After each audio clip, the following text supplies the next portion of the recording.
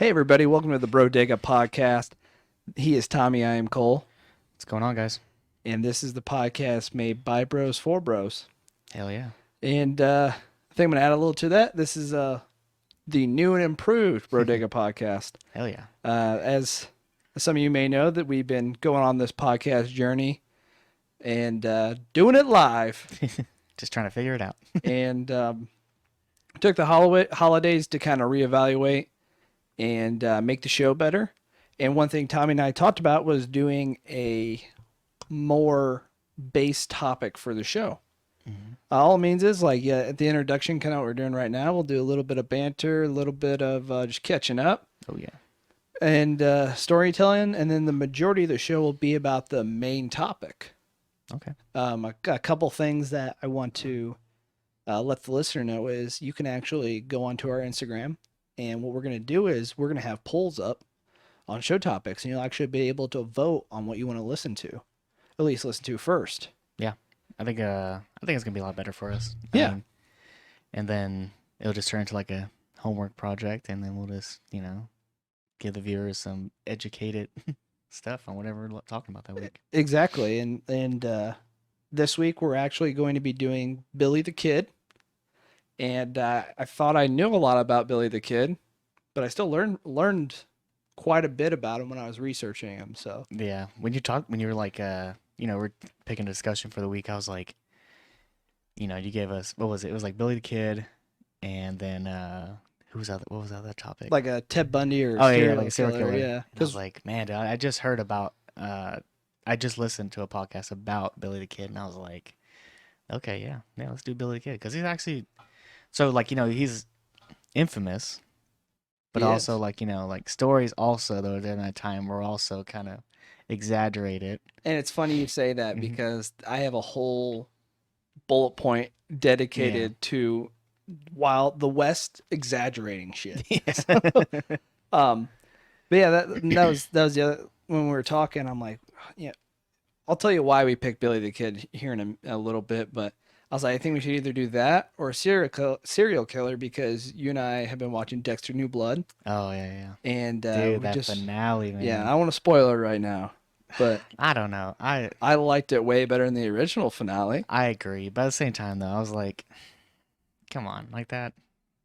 And before the holidays, we were talking about how they might turn that into a show. Yeah, I was really hoping. And then the finale, I was like, no, never mind. But I thought it did the original show justice. Yeah, kind of brought it full circle. I agree. And maybe here in a couple of weeks, kind of spoiled it. Once people had the time to watch it. But yeah, that was kind of the other part. I was like, oh, maybe we do a serial killer, because we both watched that. But this week we went with Billy the Kid. Mm-hmm. And before we get into it, man, how was your holidays? That wasn't too bad. Went home, California, saw my girl, saw my family and everything. And it was fun. I brought Marley. She was surprisingly good. Well, not surprisingly good, but she was just really good on the plane. She's like, as we're going through, everybody's like, oh, is this her first flight? And I was like, no, it's not her first flight. She has like more miles than me. I was like, this kid travels, she's but she did really good on the plane. We went home and just kind of hung out. COVID put a damper on everything, so it was just, just doing what we could, type of thing. But especially on Cali too. Yeah, they're really strict about it. My family, they're very strict on it as well. So, we gotta just abide by the rules there. But besides that, it was fun. Then surprisingly, didn't drink as much as I thought I would. How was your holidays? Not bad, man. I had to really, that time's just a time for me to recharge my batteries. I'll be honest, here at the end of the year, I was getting a little exhausted. It's a nice time to sit back and do the cheesy holiday stuff with the family. Yeah. This year, my son was like really into opening presents, like he really understood it. Yeah. I guess my kid too. She was all about it. Yeah. I think the funniest part was Christmas morning. We have a baby monitor set up still, just in case we can hear him like puke in the middle of the night or something. Yeah. and we're laying there and we're kind of waking up, and he woke up, and we heard him in the baby monitor go, "Santa, did you come?" And I just die laughing, but yeah, he was all about it, and yeah, it was a good time, man. And um, I know we can't have a conversation with our viewers, but I hope you all had a great holidays. I appreciate you sticking with us, Absolutely. and Yeah. Hope the break wasn't too long. yeah, and I hope you had a good relaxing time with family. And I saw you did you're painting your miniatures again. yep, Yeah, the most recent one. I got some done. Yeah. That one, I'm not gonna lie, that might be my Mona Lisa. Yeah. It's just I don't know it's a cool model. Yeah, because it's got like was it the orc? Yeah, it's Whatever. got an orc lay on the ground, and the guy stabbed his sword through it. Mm-hmm. And I'm not gonna lie, I kind of like air quotes freestyled it a little bit. What I did was, I usually you kind of just make the orc look like it's dead. Yeah.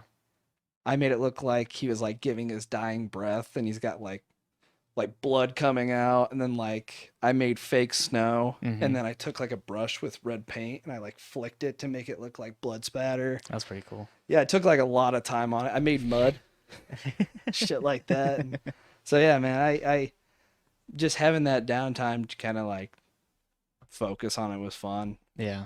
When I was home, man, I was just like, like all these new things are happening. The crypto world is booming right now. NFTs are a thing. Yeah. Um, so I was home thinking about how I can get into that world type of thing, aside from just buying NFTs. Like, I already have a couple now. As you naturally do. That's Yeah. your personality. So I got into it, and like, so now everything I'm doing is to pay for the creation of the NFTs I'm gonna do. Yeah. So you could probably see in the video if you're watching on YouTube all this inventory behind you. It's Vanna White it for you. I started an Etsy account for 3D prints, and then so selling 3D prints on there. Everything from the Etsy prints is gonna be put straight into crypto or crypto mining. I have a crypto rig right behind the camera right now. Aside also from my gaming PC, that mines whenever it's not being used. Picking up actually 2 GPUs today after the show. Nice. So 2 more. And then, I'm going to create these NFTs. And, NFTs are non-fungible tokens. They're essentially right now they don't really have any practical use besides a little bit of use in the metaverse. Some NFTs have utilities. Like right now I currently own a crypto commoner who is a DJ. Okay. So in my metaverse, I'll have a DJ. So it's it's crazy to think about, and it's so early. It sounds ridiculous, but at the time, like just imagine, like you remember when, like, do you know what they said about the car when it was created? Yeah. It'll never replace the horse, and now look at us. So So it's like well, let me ask you this, and I know very little about it. Mhm. The best way I've been able to equate NFTs is it's kind of like a digital baseball card. Yeah. How on the nose right is now that? it's more than that. It's more a status symbol currently. Yeah. The more rare NFTs you have, the most expensive NFT sold was for $69 million. It's kind of like having like a rookie Tom Brady Yeah. card. Yeah. Yeah, and there's only one of them, so it's like always one of one kind of thing, So the rarity is a little different. But currently they don't have any practicality in the real world aside from being just art or a status symbol. But Yeah. when the metaverse happens, because it is coming, like Facebook's already doing it. It's gonna be like the movie Ready Player One. Yeah. That's where the world's headed. Like honestly. That's pretty sick. Yeah. So some people like hate it. Like I was talking to my girl about it. She hates the fact that like that's where the world's going. Yeah. Like they're just like so impersonal. But then at the same time, I'm excited about it because like it's gonna happen regardless. So either like it or like get into it, or you can think about it both. I do see it from both ways though, where it's like I do see where people are gonna become more impersonal, but I can also see like the excitement of the new world and type of thing. And I'll be honest. Just kind of my point was, I'm a very personal person. Mhm. I like when I ride in a car with somebody, I like to have a conversation. Yeah, exactly. When I sit at a dinner table, I like to have a conversation. Mhm. Um, but I would say I'm not a very sociable person. Yeah. I really don't like going out to bars every weekend and Mhm. like talking to random ass strangers. You Yeah. know what I mean? So I definitely can see it both ways. Yeah. But I think that'd be a pretty sick world to live in, like a kind Yeah. of a Ready Player One. Where you create your world. And Yeah. right now the NFTs and you can buy land, domain names, like it's starting out, it's so early in the stages where Yeah. it seems ridiculous, but unfortunately that's where we're headed. So it's either kind of like get on the boat or fucking, don't, Yeah. whatever. I'm choosing to get on the boat. I have the means to create these things. I have the means to pay for them. So I'm like, one of the projects I want to do, actually, I haven't told you about it yet, but I told a couple people at work, and it's something no one's really doing yet. But I want to make an NFT kind of focused towards vets, so Okay. veterans and stuff like that. Yeah. And so the NFTs, I'm not sure of the name. I'm gonna have to like still figure it out. But I was thinking like crypto vets or like cyber veterans, something like that. Something along that lines. And Now would be the time to corner that. yeah, Look at the veteran T-shirt market. yeah, exactly. So like I want to start doing that, and then but also put involve charities and stuff like that. So Yeah. like every NFT that will sell, 22% of it will sell, or will the proceeds will go to a veteran charity, and they'll put royalties on the NFTs, and every time they sell, 22% of that will so it's like it's something no one's really doing right now, is really helping people with this new form of currency essentially. So I think that's something I want to get towards. I'm gonna have a very active Discord group and stuff like that. Like already talked to Vandy. He's pretty good with Discord, so he'll be a Discord moderator. And anybody like, I'm gonna gift you an NFT. Yeah. Like I'm gonna give you one. I'm gonna have one. We're gonna be like in the Discord, and it'll be just like a place where like veterans can talk if you're verified, if you have the crypto vets, Yeah. and stuff like that. So you come in there and just be a veteran in this own little community based off of an even smaller NFT community. Yeah, it's really cool. And So I'm not gonna lie, after the show, I want to learn more about this. We're doing, Yeah. hey, maybe we can do an episode on more in-depth episode on Yeah. NFTs. But that's what I've been up to, is what Yeah. you were asking. Yeah, no, that's what I wanted, man. Yeah. That's awesome. And this week I'm kind of driving the episode, so Yeah. I like that, and it makes sense now when you're like messaging me and you're like, hey, offer this person some money for this, and I'm like, why is he buying so many fucking GPUs right now?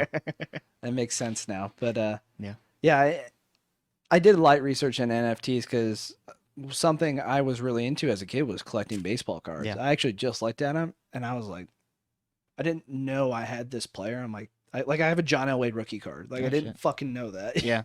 So like, that's something I'm actually, and that's the best way I could equate it. Yeah. And I know it's a little more. That's pretty much it. Like that's Yeah. exactly what it is. I mean, the rarity, unless the card is one of one, that's the rarity of NFT. There's only one of that Yeah. NFT. No, that's really cool. Mhm. Yeah, that's awesome, man. Yeah. Other than that, I'll be honest, I got kind of boring. Just been reading a lot. Yeah. Finished a couple books over the holidays. Nice. Yeah. I need to start reading, man. I keep buying all these goddamn books and just not reading Dude, them. I'll tell you what. I bought like a Amazon tablet, Mm-hmm. and the electronic books are a little more cheaper because you don't have to buy the physical copy of it. Yeah. And it's pretty awesome. I really enjoy it. I find myself reading more because I had to fly out for work. I was on a plane, and just to pull out this thin tablet and have a book in my hand. Yeah, that's awesome. Because that's just how I am. I don't like things getting damaged. I hate it like when books get damaged when I have them. So yeah, man, it's something else I kind of told myself I want to do this year is read a lot more. Mhm. I've already finished since Thanksgiving. I've finished 3 books. I'm about to finish my 4th book. Nice. Now they're about 400 or 500 pages, but Yeah. yeah, that's about it, man. Well, hey, why don't we get into the chunk of the episode? All right, let's do it. Well, I know I kind of forgot something. I know we were talking about doing our COVID cleanse, Mm-hmm. which kind of starts tomorrow. Yeah, tomorrow. So now instead of beer, we're doing spirits, Hell which yeah. is a little bit more leaner. Mm-hmm. This is some Buffalo Trace. Oh yeah. So here's to a good show. Oh, that's good. All right, let's get into it. So the reason why we went with Billy the Kid is I had to go kind of on a last minute trip Mm-hmm. out to New Mexico, and do some stuff for work. And I drove all over the damn state. Yeah. And what's kind of hilarious is, and no disrespect, but a little disrespect to New Mexico, is when you land and you're in the airport, they're like, "Welcome to the land of enchantment," Yeah. and it is nothing but desert and rock. Yeah. And it's The quite whole airport looks like a clay pot. yes, and it's just kind of it's ironic, Yeah. but um, driving all over the state, and at one part I had to drive into the middle of nowhere, and it was about a 3 hour drive, and there was nothing, Yeah. just ranches. Mm-hmm. And going back to my childhood, my dad, he's really into the old west. Mm-hmm. He's really into Western movies. When I was like 10, I'm watching Clint Eastwood, spaghetti westerns, Yeah. all types of shit. And I watched Tombstone for the first time in ALC, and I was like, oh, okay. it's one of my favorite movies, actually. It's the best Western ever made. But that's another story for another day. Driving, and I get to this little town, and it's called Fort Sumner. I'm like, where do I know that fucking name from? And then finally, I look at the guy I'm on the trip with. I go, I'm pretty sure Billy the Kid died here. Yeah. Right as I say that, we turn a corner. Billboards, signs everywhere. Yeah. Billy the Kid's grave. I'm like, holy shit. And the guy's like, how the fuck did you know that? And I just look back. Young Guns was one of my favorite movies as a kid. Mm-hmm. It had Emilio Estevez in it, Charlie Sheen, Kiefer Sutherland. Yeah. Bunch of great actors. I like how you put Charlie Sheen there as a great actor. He is. I say what you will, Charlie Sheen is a fantastic actor. Yeah. He's in a lot of great movies. I love him in the Platoon. Again, different story for a different day. But it was right off the highway there. We went and checked it out. His grave was free, to go see. And it was kind of cool because I remember at the end of the movie, Kiefer Sutherland is talking about Billy the Kid, and he says he's buried in Fort Sumner, New Mexico, next to Tom O'Folliard and Charlie Beaudry. And the grave reads "Pals," and the movie ends. And I was like, "Ooh, goosebumps!" And I actually got to see that, so it was kind of cool. That was pretty cool, yeah.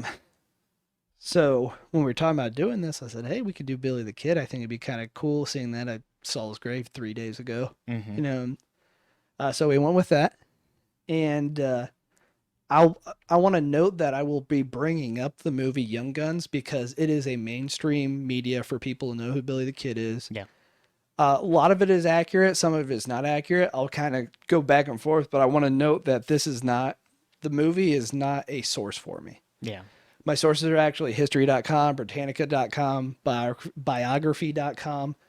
Britannica.com is actually recommended among colleges for sources. So these are all reliable sources, but I'll do that to associate with you guys. Yeah. So like if instead of you doing the research, if you just want to watch a movie or something like that and just kind of get the gist of who Billy the Kid was, Young Guns was like a... I'll tell you, if you ever want to get into history, the best way to do it, like whenever I want to research a subject, it's usually because of a movie. And then I see like what was true, what wasn't. Yeah. So it's like what's that? Magnificent Six. Billy the Kid was Asian in there. Was it? With Magnificent Seven. Yeah. Is it 7? I believe so. Oh, okay. But yeah. It's just like he's Asian in there, and then Goodnight Rameshaw and all that. And I thought that was pretty funny. That's a great movie. The remake's actually pretty good. I enjoyed it. Yeah. But yeah, so we're gonna kind of go over the true story of Billy the Kid, and something Tommy brought up at the beginning was what's puzzling about the Old West is stories were word of mouth, and usually books about these gunslingers and whatnot were written after they died. Yeah. And they're coming from people who probably heard it from a guy. It's playing that like telephone. Yeah. Thing. And it's just kind of puzzling, and it's a cool mystery to be like, okay, so what's actually true? Yeah. But at the same time though, these hard-nosed individuals that lived out there had to worry about getting scalped by Native Americans, finding their own food and water. Something they really only had was work and telling stories and liquor. Yeah. Yeah. So like Imagine a lot of these stories of like, I drank with Billy the Kid once and shit like that. So I think it's a cool dynamic, but we have to remember that a lot of the stuff I'm about to tell you is kind of hearsay and speculation amongst a bunch of scholars getting together and basically saying, we think this is what happened. So, and the first thing written about Billy the Kid was actually the guy that killed him wrote a book about him. Yeah. So then you have to remember that the guy that murdered Billy the Kid is writing about him. So you're like, how much is this true? Yeah. So just keep that in mind when we're telling the story. But hey, what I like to say is make your own headcanon. Think what you think is real. Mm-hmm. But so Billy the Kid, he was actually born in New York City. Mm-hmm. And his born name was Henry McCarty because he was Irish. Yeah, Irish immigrants, right? Yeah, Irish immigrants. He was born, they say 1859 or 1860 because they didn't really keep birth certificates at that time. Yeah. And somewhere between that time and 1865, Henry's father walked out on him. Or so they say, right? Mm-hmm. I think it's very plausible that his dad walked out on him. But something I kind of thought about when I was doing this research was that is essentially the time the Civil War happened. Oh, yeah. And believe it or not, when the Union was getting their asses kicked at the beginning of the war, Mm-hmm. they needed soldiers. Yeah. So they were taking Irish immigrants and they're like, hey, you don't have a job? You want to make some money? Sign right here. Congratulations, you're in the Union Army. Yep. So I'm not saying his dad didn't walk out on him. I'm just saying it could be plausible that his dad maybe enlisted in the Union Army and didn't come back, or enlisted and maybe never returned to New York. Yeah, that's absolutely possible. Because I did see that when I was doing research as well. Because at that time, the Union was taking literally anybody who was willing to fight. Yeah, against the Confederates. There's stories of Irish immigrants coming off the boat. And they're like, hey, do you need a job? Yeah. And they're like, yeah. There's like sign here, and they're like, oh, I'll see you later, honey. And they have no clue what war they're about to fight. Yeah. Which is insane. But I'm again, like I said, it's all hearsay. We don't know. I just kind of thought the timelines. I'm like, that is a plausible thing. Yeah. So yeah, he was originally born as Henry McCarty, and then at some point, it could be said that his dad walked out on him because he changed his name to William. William being his kind of his stepfather. Yeah. And so he did that. He took his stepfather's name, and then he took his mother's maiden name, which is Bonney. So he became William H. Bonney. Mm-hmm. Again, no record of it. He's just like, hey, my name's William now. Yeah. Yeah. So to be an outlaw back then must have been the fact of being able to find an outlaw back then was insane to think about. Like, you move a state over, you're a brand new fucking person. yeah. Like, you just have like, what's your name? My name's Jeff now. Yeah. And that's what I think is insane is like some of these guys that I think some of these outlaws wanted that notoriety. Mm-hmm. So I'm like, if I was wanted, I could honestly grow a beard and be like, hey, look, my name's Henry now. Yeah, And exactly. most likely not get caught. And so I think guys like Bill the Kid is like, I want that vanity. I want you to know who the fuck I am. Yeah. And that's why that whole dynamic, I say that he is a real bro in history. Yeah. A real alpha motherfucker, right? He wants you to know, right? Mm-hmm. But anyway, so around 1865, Dad disappears, changes his name, right? Right after the war ends, stepdad, mom, and then William's brother as well moved to Indiana. Mm-hmm. And then they moved to Kansas. And then they finally make their way to New Mexico. Okay. And what I think is kind of funny about that is, like, back in the Revolutionary times, Indiana was named Indiana because of Indians, Native Americans. Mm-hmm. So that used to be the West. Yeah. And then when that got established in like 1800s and all that, then it was like Kansas and that part of the country was considered the West. Yep. And then at this point, New Mexico and all that is the West. Yeah. Yeah. Exactly. Yeah. Like, it was after what was it, the French and Indian War, right? That the Indiana became the West. Cause Yeah. Yeah. So, I know we're going way far well, back. that's actually before the Revolutionary War, but Yeah. there there's a whole thing where actually the only president from Indiana, he is the one that essentially drove out the Native Americans out of Indiana. Again, maybe different topic for another day. Yeah. But I think it's kind of funny that they stopped in the places that were considered the New West at different points of history, and then he finally makes it to the West. Yeah. Yeah, exactly. So his family makes it to New Mexico, and then the reason why they know this is there was actual marriage certificate of his mom and his stepfather finally getting married. Oh, nice. In New Mexico. But unfortunately, soon after that, his mother dies of probably lung cancer. Mm-hmm. And I think, and again, I'm speculating here, I think that he had a very strong bond with his mother because soon after that, that's kind of when he went off the rails, right? Yeah, she died in 1874, and around 1874 or 75, he said, "Dad, brother, going out on my own," and he was like 15. Yeah, exactly. And so I think again, headcanon, that really fucked with him, and he's like, I gotta do my own thing. Life's short. I don't know. That's what I think happened. Yeah.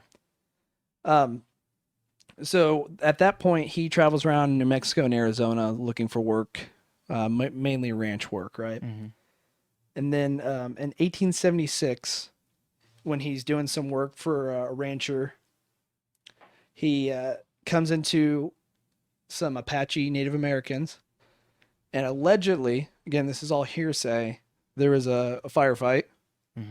Billy killed his first man, Apache Native American. Yeah. And then shortly after that, in Arizona, he allegedly killed a blacksmith. And then all the ranch hands he worked with called him Billy the Kid because he was like 16. Yeah. Just murdering people. Yep. And they're like, probably like, damn, you're a hard son of a bitch. Yeah. Being 16, going around just murdering people. Yeah. Oh, that's good. So, around 16 years old, he kills his first two men, allegedly. Yeah. Right?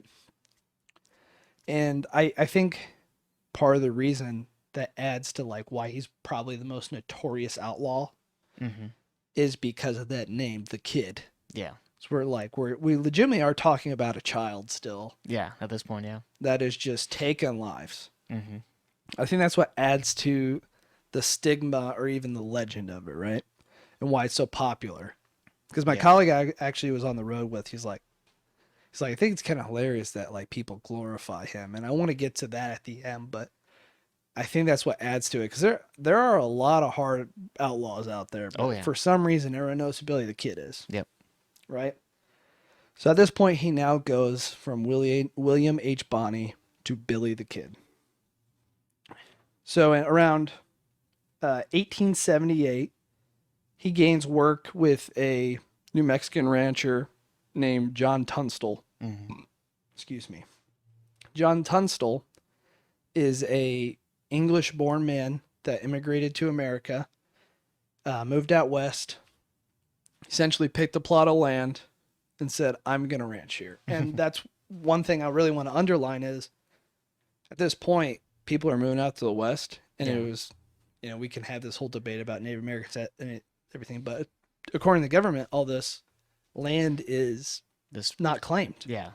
That turned into the Homestead Act, right? If you put down 4 posts and you patrolled those posts, that was your area. The government was like, hey, that's your land. Yep. And this is where it starts to get a little dramatic and the gray area starts to happen, right? So you have a lot of these men that are like, this is my land. No, this is my fucking land. Yeah. And like it becomes a dick measuring contest. And so they start hiring people to not only work the ranch, but kind of defend the ranch. And something that people may be able to associate it with is if you're a hip hop fan and you like Nate Dogg and Warren G's Regulators, they take a blurb out of Young Guns, and at the beginning of the song he's like, regulators, we regulate all stealing of his property, we're damn good at it too. Yeah.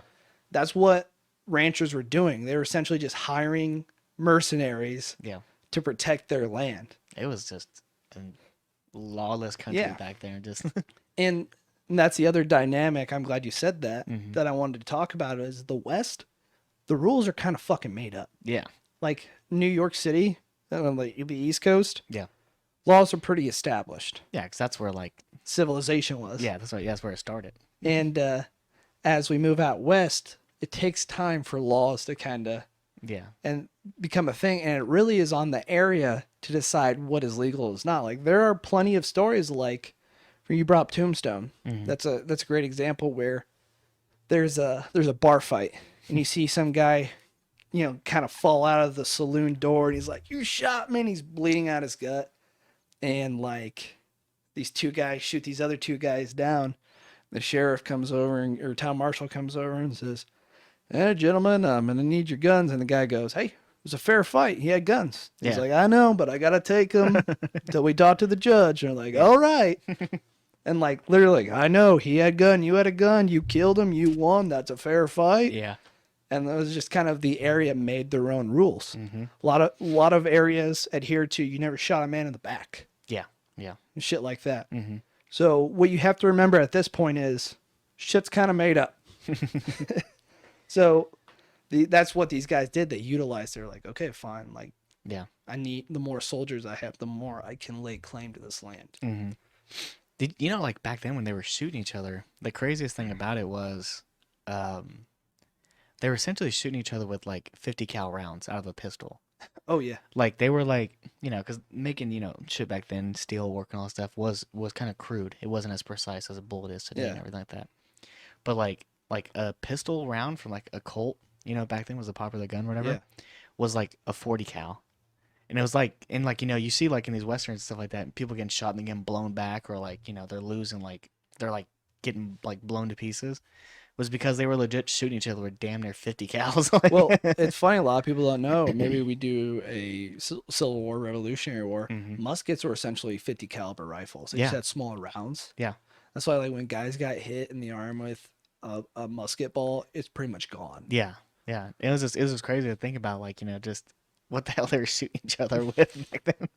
Yeah, and I think something that really intrigues me about the West is those guys were fucking men. Yeah. And essentially is like, you and I have a problem. Yeah. Well, let's go outside and fucking handle this shit. And they're like, okay. Yeah. Like, we're about to kill each other. You like, one of us is about to die. Yeah. Or like, hey, let's have a fist fight. And like, dudes are drowning each other in mud. Yep. Like, that's just a crazy time. You really had to be tough. Yeah, absolutely. Especially, and I think it adds to legend.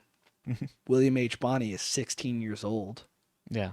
And he's with these dudes that are just, lawless, just killing each other for fucking, making a name for himself, becoming famous. Yeah, exactly.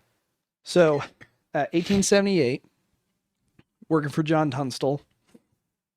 And again, we've already established these ranchers are trying to lay claim to the land, right? Now, there's a lot of debate, and in the movie Young Guns, the rival gang essentially kills John Tunstall. And that's really what happened. A lot of people think that gang had more of a government bribery situation going on. That's what the movie portrays. Yeah. There's no record to prove that, because no mayor, sheriff is going to go on record and say, yeah, they bribed me, right? But that is what is speculated, because what happens is he gets murdered. The law does nothing about it. Yep. And note I said murder. So something that wasn't fair happened.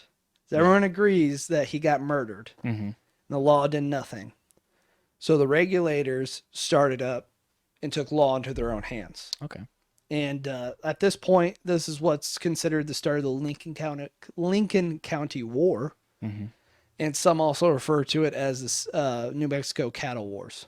Oh, yeah. And I think it's kind of funny, is like a popular chain restaurant is the Santa Fe Cattle Company. Yeah. New Mexico is known for the cattle. Yeah. Yeah, so, and that's what it was. It was fighting over land for cattle, especially like that was good cattle. You can make money off of that, like big money. Yep. So this, around 1878, 79, that's when that happens. And at this point, the Lincoln County regulators, they start hunting down this rival gang. They kill two of the rival gang members. And when I say gang members, these other gangs that don't have names Yeah. are other mercenaries working for other ranchers. Just doing what the regulars are doing. Yeah. Yeah. Same shit. Mm-hmm. And they kill two men. And then, again, they're taking law in their own hands. It's kind of local laws dealing with it. It does become a big deal until the Lincoln County regulators kill Sheriff Bill Brady. Yeah. Okay, I heard this name. And here's the issue with that. That's a big staple in what happened is no matter what in the West, like you said, we just said all the rules are made up. Mm-hmm. You never kill law. Yeah. If you kill law, you're gonna hang. Yep. Like anywhere you go in the West, that's at least something someone knows. That's the one law. Yeah. Like you don't kill a government official. Yep. So that's where the new state of New Mexico starts getting involved. Federal government starts to get wind of it a little bit. Mm-hmm. Like they kill the sheriff. So that's when they go from just having this Lincoln County war against ranch handlers to where they become wanted men. Mm-hmm. And just want to get caught up on my dates for you guys real quick. So around July 1878, the Lincoln County regulators. So for a few months, been doing this to kill Bill Brady. Around July, they go to a friend's house, and they end up getting surrounded by these rival ranch gangs. And then because they're wanted men through the government, the federal government sends a squadron of U.S. Army troops to support those guys. Yeah. So they're surrounded in a fucking house in a town, and there's like soldiers, gamers. There's a shit ton of people here to kill like these 5 dudes. Yeah. And again, and at the end of the first Young Guns movie, this is where Billy and all of them are hiding in a house. They start catching the house on fire. All that. There's actually a really cool part. I think it's really cool movie wise where I don't know the guy's name. He's like, "Hey, is so and so out there?" He's like, "Yeah, he's right here." And Emilio Estevez hops up and shoots him and goes, "Not anymore." But yeah, that was kind of a cool part. But what happens is they stay in that house for 5 days. Mm-hmm. No one goes inside. They let these guys just stake out, and then finally, the Lincoln County regulators they just decide they're gonna do their escape, and the majority of them somehow escape. Yeah. Shoot through the town, find some horses, they scatter. Mm-hmm. And only there's no concrete number, but what I've read is the majority escaped. Yeah. And at this point, the Lincoln County regulators are wanted men for 2 years. Around 1880 is when shit starts hitting the fan. Yeah. It's rumored that Charlie Beaudry, Tom O'Folliard, Billy the Kid went to Mexico. It's not U.S. territory. Yep. Did their thing. That's where they estimate he took that famous picture of him like holding a rifle and kind of got his head cocked. I'm like, who told him that was a good pose? Yeah. Like, he kind of looks like a fucking idiot. But that's estimated when he took that photo. Mm-hmm. And then this is where it starts to get, I want to say hazy in the facts, is where a man named by the name of Pat Garrett shows up. Mm-hmm. And he becomes sheriff of Lincoln County, and he's tasked with getting Billy the Kid. And obviously he just took over for Bill Brady, who was murdered by Billy the Kid. But apparently he used to ranch with Billy the Kid. So that's something I want you to remember when I'm telling this story. Yeah. We're going to get back to that.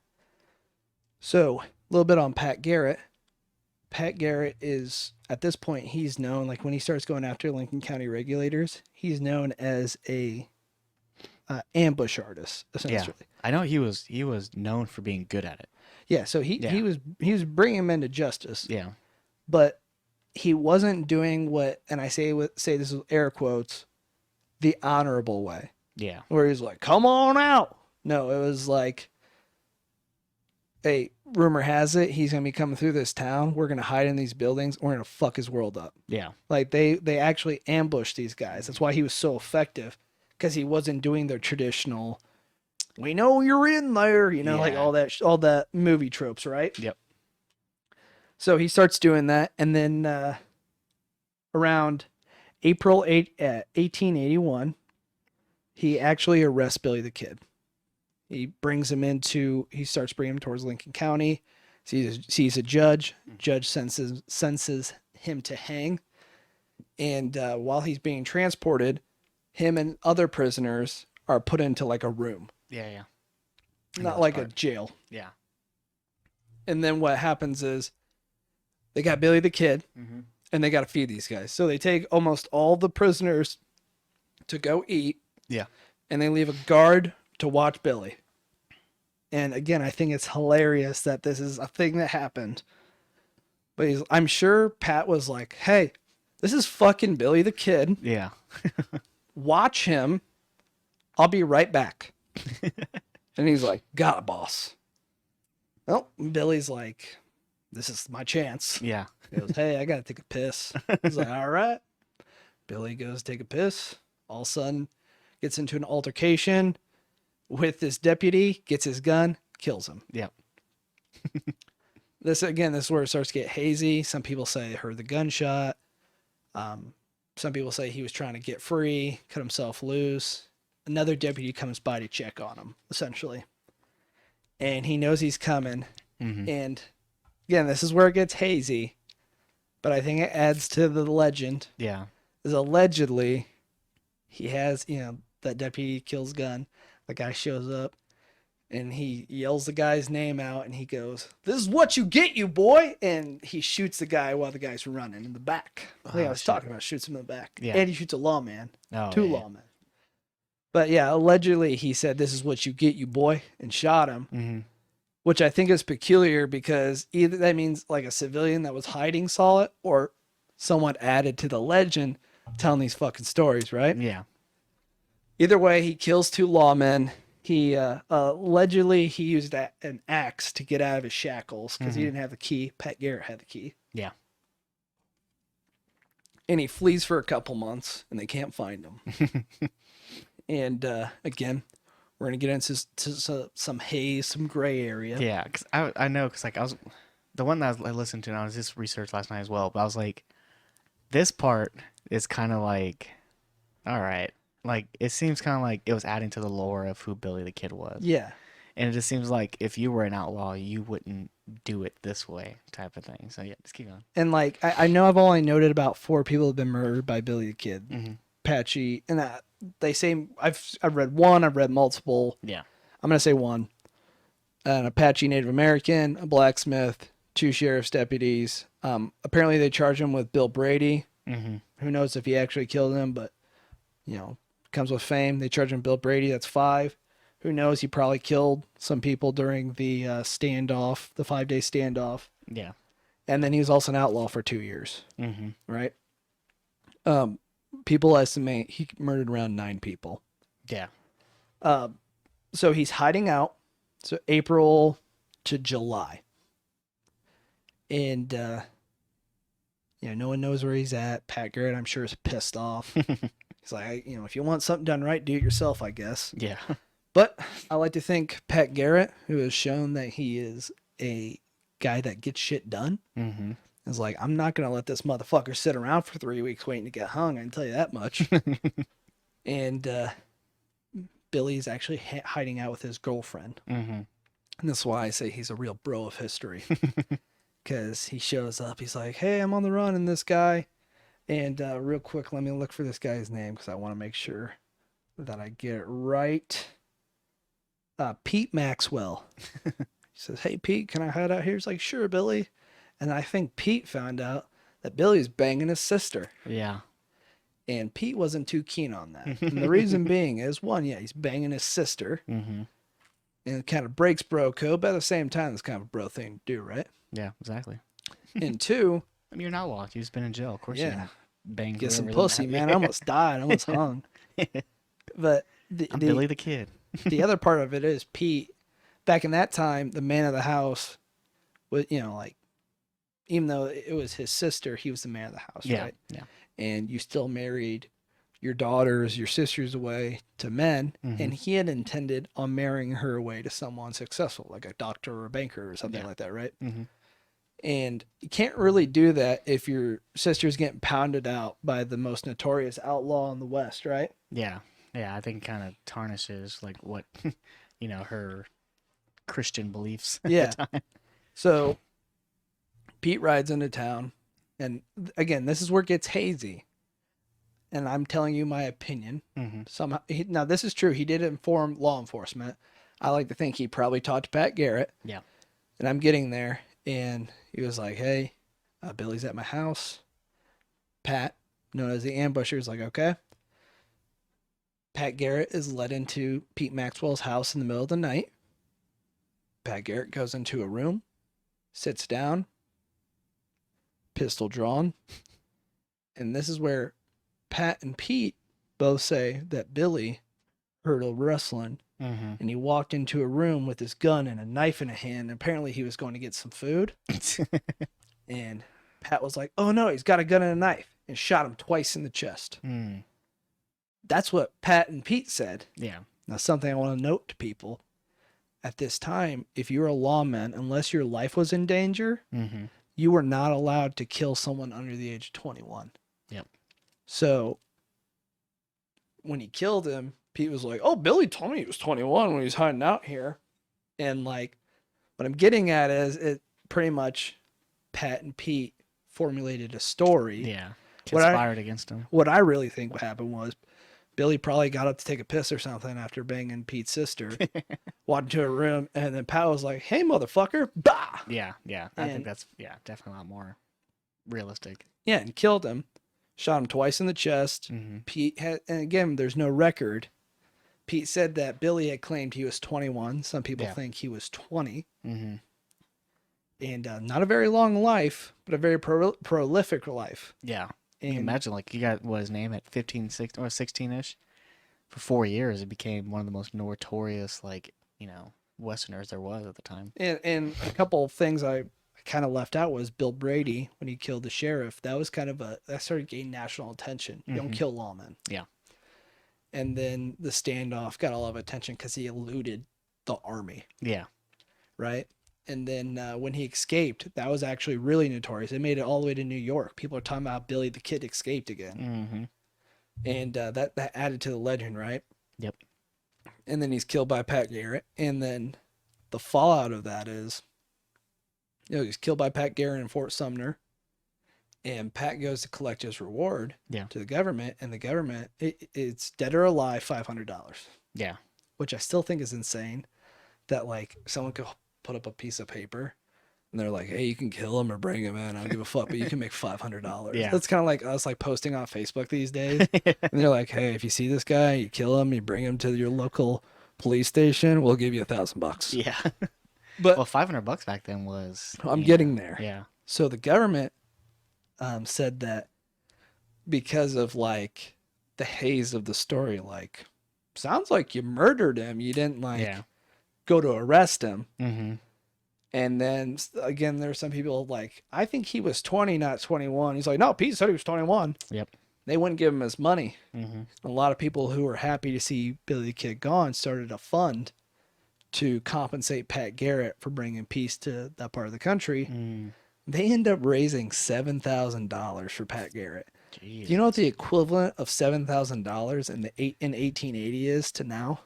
It's like over $250,000, I think. So right? $300,000. Yeah. They essentially raised $300,000 modern day money for Pat Garrett, Mm-hmm. and then later got his $500 for killing Billy. Jesus. And then he wrote a book Mm-hmm. and made even so. This guy made a bunch of money off essentially like a year's worth of work. Yeah. Trying to hunt down this guy. And now I want to hit you with a couple theories that people brought up, because there are some people that have studied this story and Mhm. hypothesize that Billy didn't die, that Pat Garrett and Pete Maxwell formulated the story and Billy got away. Yeah. And actually in Young Guns 2, that's what they insinuate. The reason being was, allegedly, this is alleged,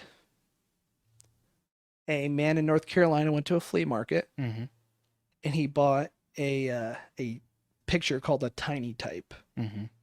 And there are 5 outlaws. He thought that was cool. Gave the guy $10. Took it back, and then he had it appraised. Yeah. And this appraiser's like, "That's Billy the Kid and Pat Garrett Mm-hmm. in the fucking picture." Yeah. And he's like, "If that's Billy the Kid and Pat Garrett, this is a $5 million picture." Jesus. And so it can't. The reason why I say allegedly is no one can really say like that's them, or if this is true. Mm-hmm.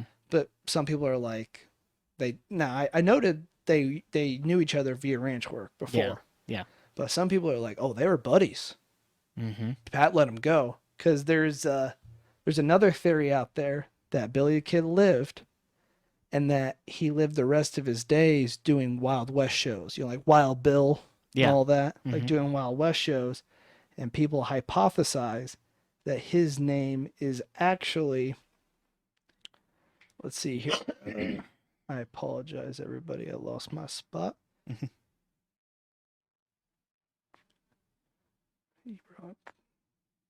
See, I guess- I never heard that theory though of him being alive. I thought for sure the only thing I've ever So- heard that he was for sure dead by. So yeah, and I'm sorry. Maybe I didn't write it down. I thought I did. Hmm. But either way, so I still think he. Oh, here it is. Some people hypothesize that he is Brushy Bill Roberts, the Wild West showman that died in 1950, which would put him at like 90 years old. 1950. Jesus Christ. But yeah, so in Young Guns 2, they insinuate because there's this old man telling this reporter a story, Mm-hmm. and he's like, "I'm Billy the Kid," and like, okay, it was like a movie thing. That's all I thought it was. Yeah. But some people do hypothesize that him and Pat Garrett are in on it. Yep. And he went off and did his own thing. I think he was. I'll tell you my opinion. I think he was killed by Pat Garrett. But we did just say you could move to another state and change your name and grow a beard, and Yeah. people may not know. And I think that's where that hypothesis comes from. Yeah.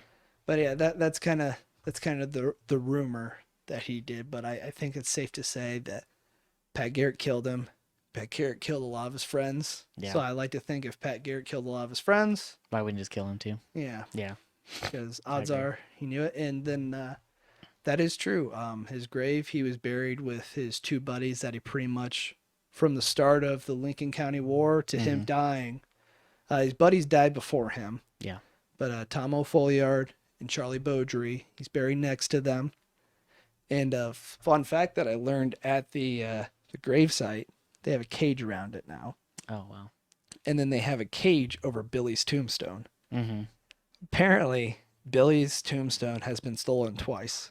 Oh shit. The first time, it was stolen for like 40 fucking years, and someone found it in Texas Jesus. and returned it. Mhm. And then the second time it got stolen, it was only stolen for like a couple months. Mm-hmm. And they actually hired this like famous lawman to find it, and he found it in California. And then he brought it back and he put a cage around it so no one could fucking do it again. And then later on, they put a big cage around all 3 graves. Yeah. But yeah, like still to this day, like there's like a lock and key cage around Billy the Kid's tombstone. Damn. And it's kind of cool. The gravesite, a lot of people when they show up, they like there's just like cigarettes on his tombstone. There's bullets. There's shots of whiskey, beer. There's all types of shit people have left on his tombstone. Yeah. And something my colleague said to me, because I was like, "Oh, this is really cool," and I didn't really think of it this way. Was he said, "I think it's funny how people are glorifying a guy that killed a lot of people." Yeah. And I'm obviously empathetic to that. Like I don't think people should be murdered, but But that was kind of the time though. we had to remember this is a time, right? This is a time Mhm. where you made your own rules. You stuck up for yourself, because if you didn't, you're gonna get fucking killed, Yeah. right?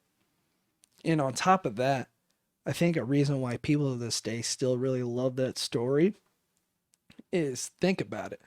He was born in New York to an Irish family. The Irish were not treated well in New York. Yeah. Basically in poverty. Dad didn't want him. Mm-hmm. Moved out to the West. Mom, who I think he was really close with, dies. You know, he's like, I gotta live life. And at like 15, 16, he does whatever the fuck he wants, and no one's going to tell him different. And I think the reason why people love the story so much is it's that sense of freedom. Yeah. Like he said, I'm going to do what the fuck I want, and I'm then he going to did it. live life because And he it's did it, short, and he fucking did it. Yeah. And I don't know, I really enjoyed the story of the Lincoln County regulators because it was like that form of brotherhood. Yeah. Like take the movie out, right? Mhm. That form of brotherhood. Somebody killed one of their own, and they weren't going to fucking stand for it. Yeah. You know, and like I said, the West, you got to be a goddamn man.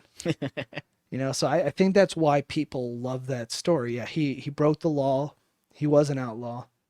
But I think that's why this story, we're still talking about it. Yeah. He's more famous and most likely more famous than you and I will ever be. Yeah. And most of us listening will ever be.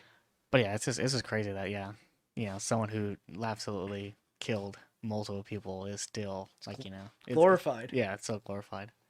I mean, same thing with serial killers, you know, same thing. Like they're all, you know, they're kind of immortalized. Yeah, exactly. And it's like it's kind of fucked up to immortalize them, especially like when you think about those people they murdered. But yeah, it's humanity for you. Yeah. Right. Who do you think's winning a gunfight, me or you? We could actually test that. We'll talk about that after. Honestly, man, like I've never been like a shooter, you know, but that might be a good YouTube video. We'll have to try that out. I don't know. Honestly, probably you. Like, I'm not a big gunslinger. Yeah, you got more room to travel than I do. Compact. I'll tell you what. Like, and maybe it's the way I think. Mm-hmm. When I'm researching history or watching a movie, I just have this thing where I always have to put myself in someone else's shoes. Mm-hmm. And like, I like to think about like, man, how would I do if I lived in this time period? Yeah. And I like to think I'd probably be more of a saloon brawler. Yeah. You know, like just drinking, fighting in the saloon, Oh yeah, throwing people through the window and dragging them across the bar like in the movies, right? But yeah, I don't know if I'd be a gunslinger. Yeah. I think I'd be more that guy that you challenge in a bar. I think I'd be a gunslinger, dude. Yeah. Oh yeah, I'd be on horses. You'd be a bandito. Yeah. I'm wearing a zarape. I'd probably wear just like a button-up shirt and some suspenders with my sleeves rolled up. Well, I smell like whiskey at noon. Oh man. I know I talked a lot, man. What are your thoughts? Yeah, I think it's pretty crazy. Like he still talked about to this day. Movies are still being made about him. But I do agree. I mean, it's crazy to glorify someone who's killed people and stuff like that. You know, it's just like you said, humanity. But it was the time, though. Yeah. You had to be tough during that time. There was no like, you know, you couldn't be soft. If you were soft, you were robbed, killed, taken advantage of, stuff like that. So I think it was just, it is pretty cool to someone to be like, you know what, I'm gonna be. Yeah, I don't think he ever had any like I don't think he ever wanted to be Billy the Kid. He just became Billy. Kind of happened. Yeah. Right? Yeah. Who knows? Maybe he got a taste for blood when he killed that Apache. Yeah, and he's like, okay, that's pretty cool. And yeah, I think that's why it's a little more accepted. It's the time and the place, right? Yeah. But yeah, that's like I said, I'm deeming. So I've said before, I'm a very big history fan, and we're not gonna do a history episode every episode. It's not turning into a history podcast for all of you. It's just we said we're going to talk about a topic, but I will say whenever we do talk about a person, they're most likely going to be entered in as a real bro of history. Yeah. And I like to officially inaugurate Billy the Kid as the first bro of history. Yeah, I second it. Yeah, congratulations, Billy, wherever you are. Probably still walking around, right? Yep, 120 now. So, with that concluding, like we said at the beginning of the episode, Instagram, I would say be on the lookout middle of the week, probably Wednesday, for a poll. Yep. And we're gonna put 2 topics out. Now, I want to know those are probably going to be the next 2 episodes. But which one do you want to see first? Yep. You can also go on Instagram and on our posts recommend episodes you should do, or give us topics that you want to talk about or hear us talk about or even learn about. And we'll make sure to give you a shout out, especially if it's a really good one. Next week will most likely be a Tommy driven episode. It'll be hit kind of his niche now. There will be banter back and forth. Yeah. But I know Tommy likes serial killers. I know you're in the drift scene. I'm into sports. Like there's all types of stuff we're gonna hit. Yeah. And that's gonna be kind of the dynamic a little bit. Yeah, I like it. Let us know what you guys think. Yeah. And the other part is we are starting our YouTube ventures now that the new year is over. You need to sell that goddamn motorcycle. You're telling me, dude. I've been waiting for that fucking thing to get sold. But our YouTube ventures are starting. We are starting our COVID cleanse. Be on the lookout for that, and look for our Instagram posts if you want to do it with us. Yeah, we want to see your progress. We want you to do it with us. We want that partnership, and we welcome it. Yeah, absolutely. And what I have to say is not to get on that social justice train, but I will say, like, if people are sharing their fucking journey, tagging us, shit like that, don't be a fucking dick. Yeah. You know, the fact that people are trying to better themselves is fucking awesome, and we shouldn't ostracize someone no matter their skill level, where they're being at. We want this to be a group effort, and we encourage you to do it. Oh yeah. Well, hey, follow us on Instagram, like we've said before. Yep. We have a Twitter. We follow us on any major podcast platforms. If you're a YouTube watcher, maybe you're on a plane, Spotify, Apple Podcasts, all the major platforms is a great place to listen. Yep. Discord coming here soon. Yep, we're gonna have a Discord coming up. It's a great way to interact with us and other fans of the show. And, again, a great place to do a COVID cleanse. Even give us recommendations on what we should do on future episodes. Oh, yeah. All right. Appreciate you guys sticking with us. We appreciate the listen, and we will see you next week. All right, cool. Peace out, guys.